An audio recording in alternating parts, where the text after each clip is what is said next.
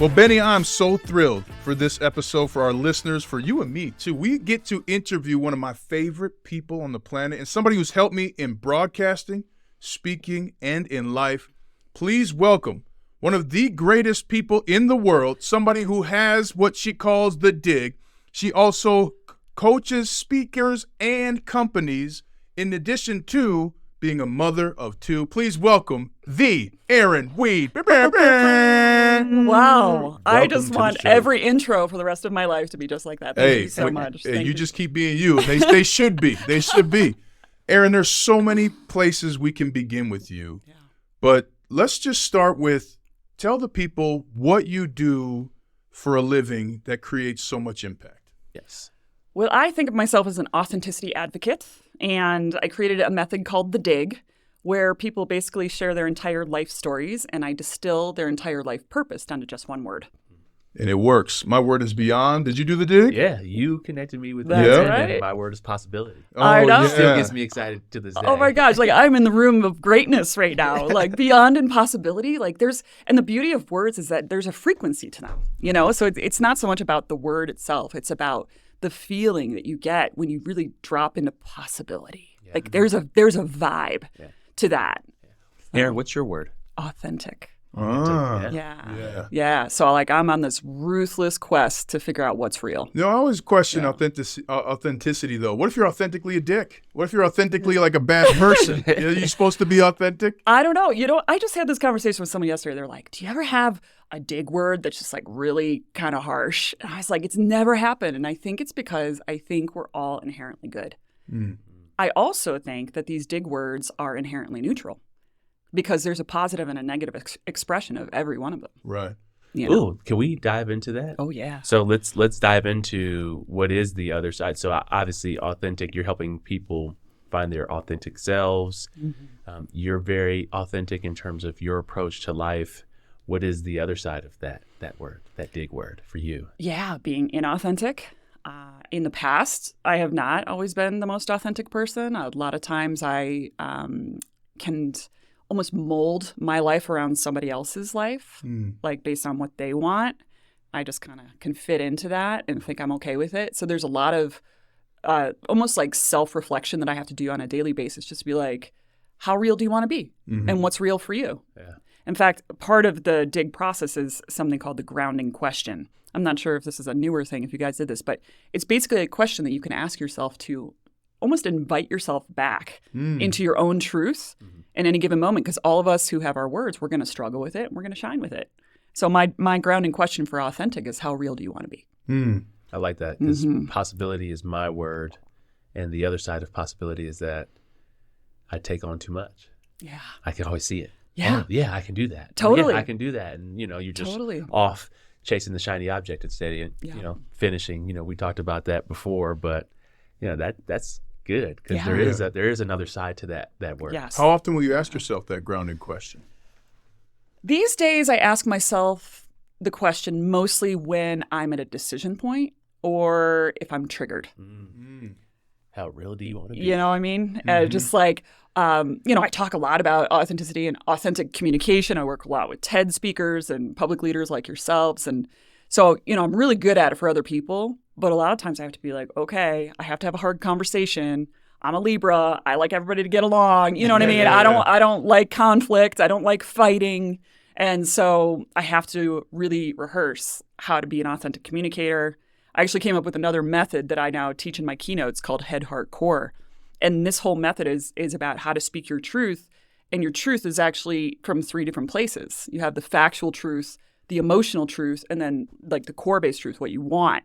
So like I think, I feel, I want. And so that's actually a method I use for myself when I have to have a conversation. That's helped me so many times if I get a quick speech and a new company and I'm like, all right, what's the head, heart, core on this? Yep.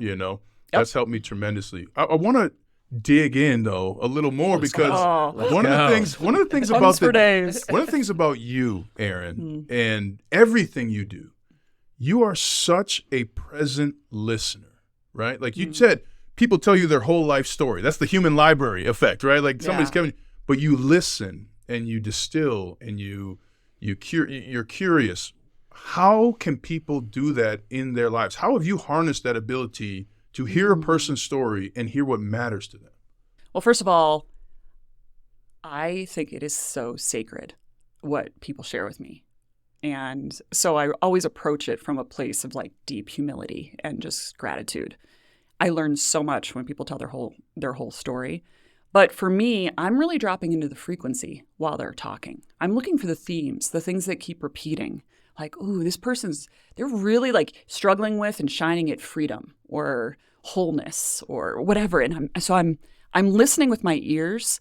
I'm feeling them with my heart, but I'm also like, my intuition is super dialed on when I am in dig mode.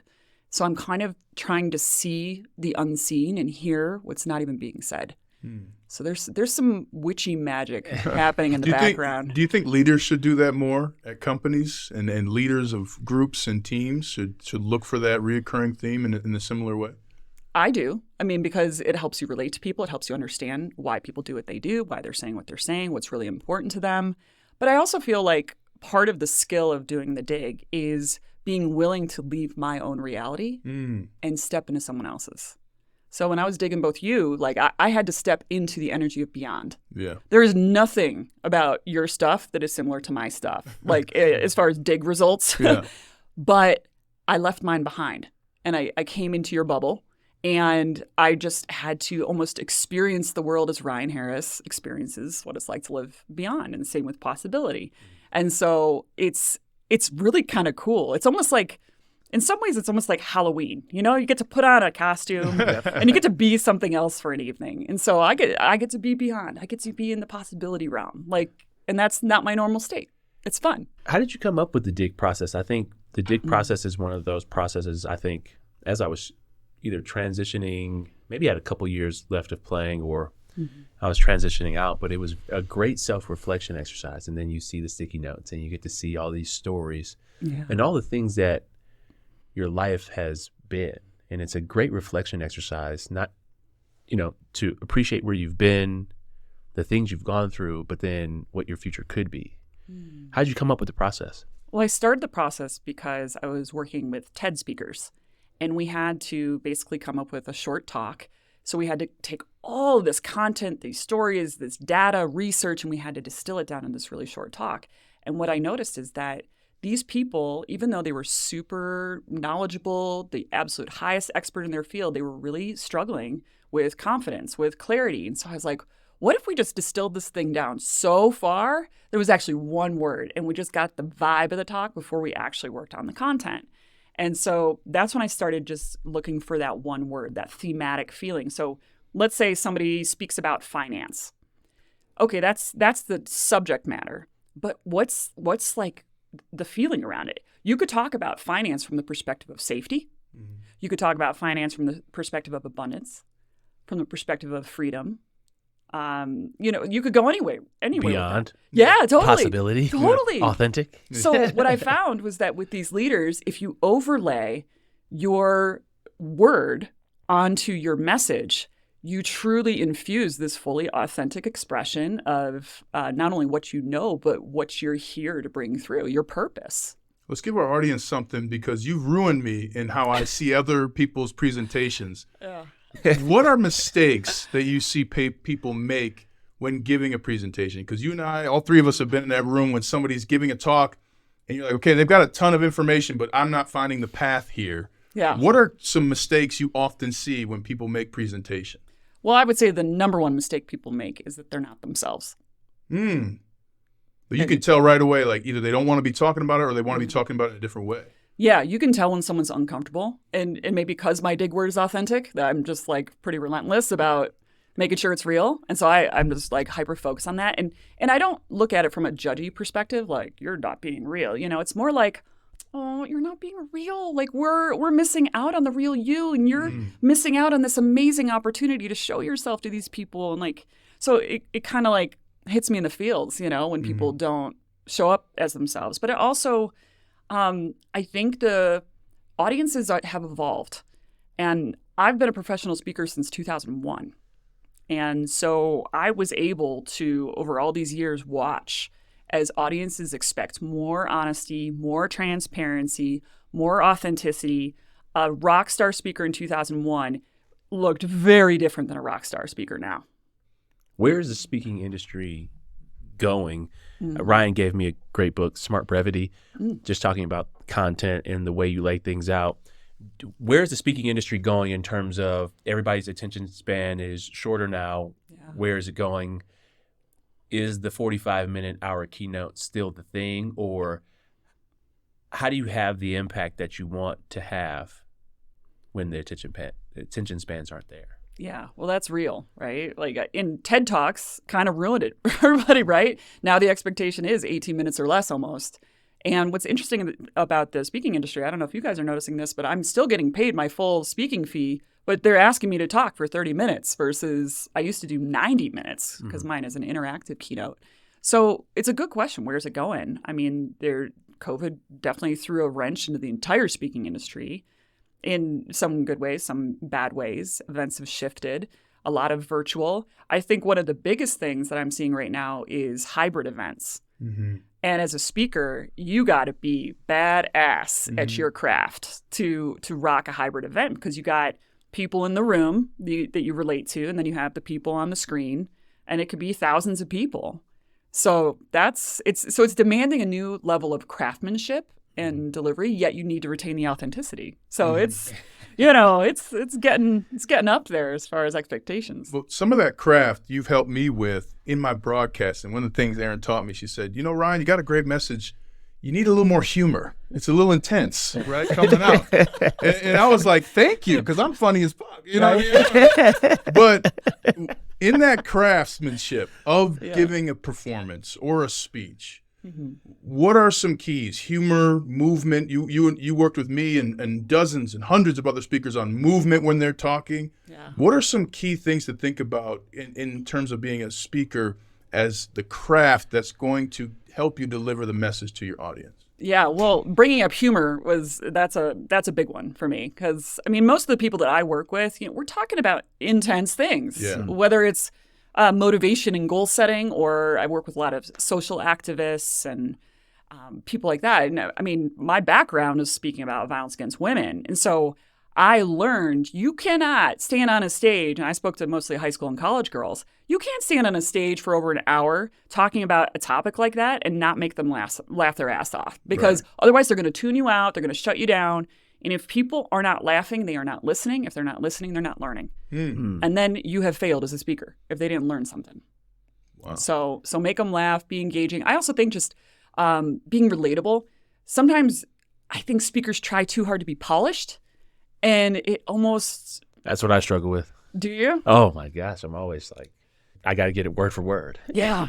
but you're... So, I mean, I'm all for excellence. Let's say that. But it's almost like I like the feeling of you're sitting at the bar with somebody. I want them to feel like I am their friend by the time my talk is over. And that's usually the feedback I get. It's very intentional. Yeah. Love that. Yeah. Talk about, getting on stage and speaking out against violence against women. And, obviously that's very important. Yeah. But what got you to speak on stage? Yeah, so that's kind of how my speaking career started in 2001. One of my closest friends from college was murdered while fighting off an attacker in her apartment. And this was in Charleston, Illinois, where I went to college, Eastern Illinois University.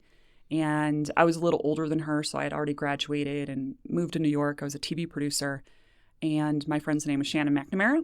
And basically a guy broke into her house in the middle of the night, and she fought back, though. And so the whole company is called Girls Fight Back because of her, and it turned out that he was actually a serial killer and had done it before, and serial rapist. And so in my opinion, she died that night, but she is an absolute heroine because she made this a safer world for people. But I wanted something good to come out of that. I wanted there to be some kind of silver lining. And so I started thinking about it. I was like 22. I was thinking about, we never learned self-defense. We never were taught how to handle this situation. So I was like, what if they learned it from me? Like former sorority president, like totally never fought anyone, never went to a martial arts class. I was like, they'll take it way better from me than from some campus cop. And so I started training with all these they're all men. All my mentors were men. And just military, NYPD, just badasses. And so they took me under their wing and taught me all sorts of great fighting stuff, got certifications. And I created the Girls Fight Back program, went on the road with it, and just started speaking nonstop at high schools and colleges. That part of your story inspired me as a father. All 3 of my kids are in jiu-jitsu. Oh, yeah. Because I know how to defend myself, but I forgot how much that I went through to do that. So I just want to thank you for sharing that story, because I know personally the impact it can make down the road. So absolutely a heroine, and she continues to live today. And let's go there though with grief, because you and I have talked about grief a couple different times. Unfortunately, you have experience in that. What do you say to people who are in a grief state? What's important in that grief state as you've experienced in the past? Yeah, I think it's less about what you say and more the fact that you show up. Just show up, And I think sometimes when people have just endured something really terrible, a lot of people just think, oh, I don't want to say the wrong thing. I want to do the wrong thing. I don't want to show up at the wrong time. I don't want to make it worse for them. Yeah. And so they just despair. And watching Shannon's family go through that, we went through a whole murder trial. And it's just like people get so weird, when hard things happen, even going through illness, going through other kinds of tragedies. People get weird. And so I think half the battle is just showing up and not needing to have all the answers, What if you're the person in the grief? What helped you when you were in times of grief? Well, it reminds me of one of my clients, Austin Eubanks, for his TED Talk. We were talking all about healing from trauma, and he always said, you got to feel it in order to heal it. And so I learned so much from him. He's now passed away, but it really reminded me that it's so easy just to kind of keep going through your life, just keep skirting through things, and just not think about it. But you got to go there. You just got to feel it. That's tough. Yeah. It's tough. I try to avoid it. Oh yeah. I even think about DT or some of my Ronnie. Yeah. Yeah. I just grief is definitely tough. Just like to sit there and feel it, and it's like I was just talking to you. Yeah. So I would say though there's a part 2 to it too. So it's like you feel it, but then we got to move it. And that's, I think, one of the reasons that I love speaking and expression and writing and work with people who have this message to share, because I feel like when you move it, then you can help other people, and it helps yourself too. Yeah. You can't stay stuck in it forever. No. That's not healthy. So. Well, want to acknowledge you for getting on stage and Girls Fight Back. I just think that's incredible. And it's unfortunate sometimes where, something bad has to happen, but it's led to you speaking on stage and then now coaching us as speakers. And well, let me tell you something. The best place to learn how to be a great speaker is at high schools, because they will heckle you. Corporate, they're all, very polite, no matter how bad you suck. Or whatever. Yeah. But high schoolers, they'll throw stuff at you. They'll look at their phones. They'll leave. They'll just walk out. It's insane. So Girls Fight Back was the best teacher for me, because you had instant feedback. Yeah. How did you get over nerves, or did you have nerves when you were speaking on stage? Do you still get nerves when you're speaking on stage? I did have nerves. Like early on, I think I just dealt with imposter syndrome, because I was like, I'm not a cop. I'm not a martial artist. I was just a friend of a girl, you know what I mean? And so I dealt with that.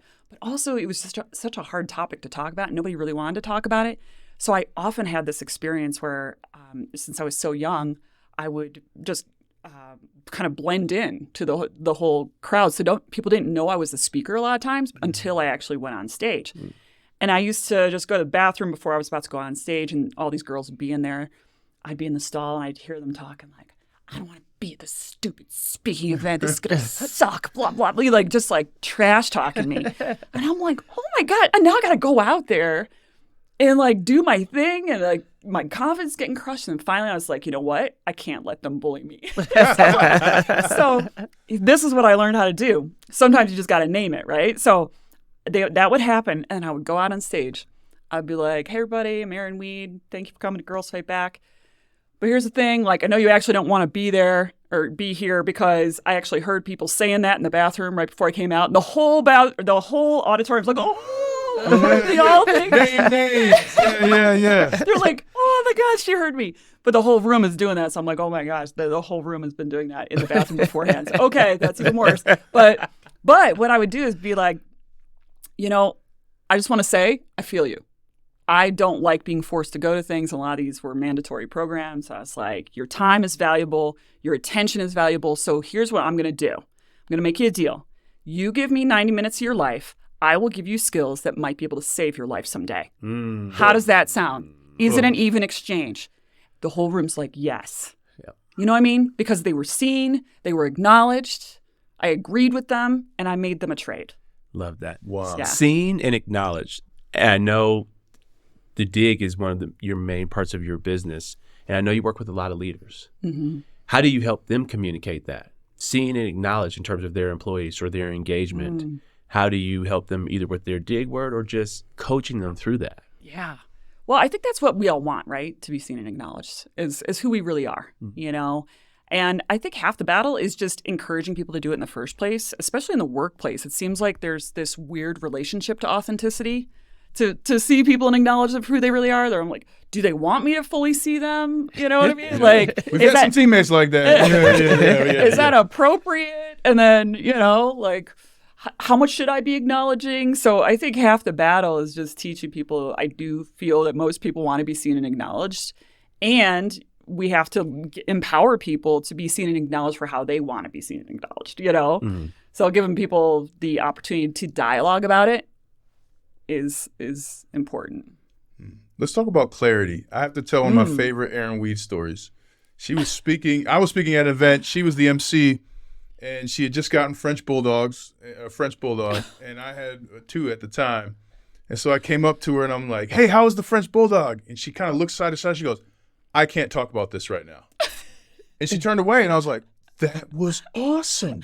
Like, I didn't know you could do that." And what I love Erin, so I'm happy for her. Like, I'm like, thanks, right? It's like if we were in a game, like, hey, Benny, this, you're like, I'm working on my routes. I'm like, all right, cool, great. Like, I'm good. But in your authentic self, you bring such clarity to everything you do. Help our audience. How can they find clarity in their life, whether it's a meeting or what their purpose is in a situation? How have you found clarity, and how can others find it in themselves? Yeah, well, first of all, I just have to speak to that situation. I'm happy about it. I've used it, so like I'm taking it. We can't be wrong together. Totally.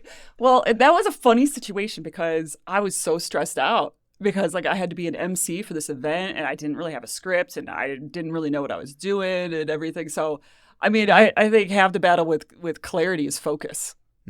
What do I need to be doing here? What do I need to be saying here? And really dropping into that focus. I think the reason a lot of people don't have clarity is because we don't have focus. We're everywhere. Our attention is being pulled in 10 different directions. We're doing way too much. How can anybody have clarity? So in that situation, I was kind of panicking. I was like, oh man, I'm just like winging this. And I don't need French bulldog talk right now. Yeah. I just couldn't, you know? It's like you got to know your capacity. But I feel like that's a big challenge. I mean, it's a challenge for me. It's been a challenge in my life.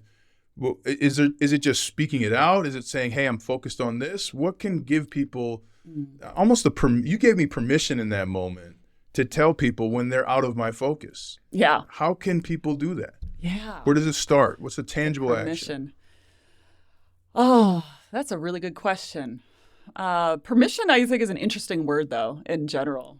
And I mean, that's the nice thing about being a professional is that you can give yourself permission to do what you need to do to get the result that you want to get. Mm-hmm. And, you know, these earlier speakers, they might not know that they need that isolated time before they go out on stage and wing a complete event, right? They might be like, oh, I got to be social.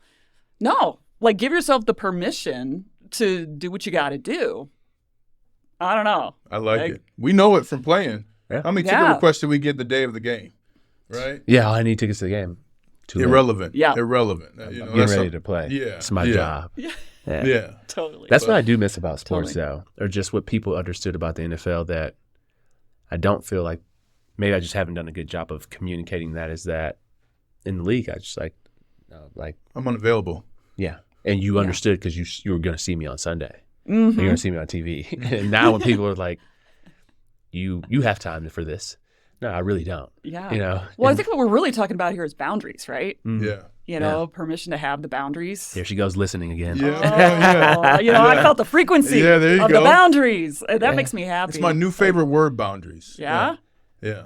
I had a friend who's become a psychologist. She said, part of the psychology training, they teach you what you're deficient in, so it's not a problem for your patients. And she didn't value herself enough.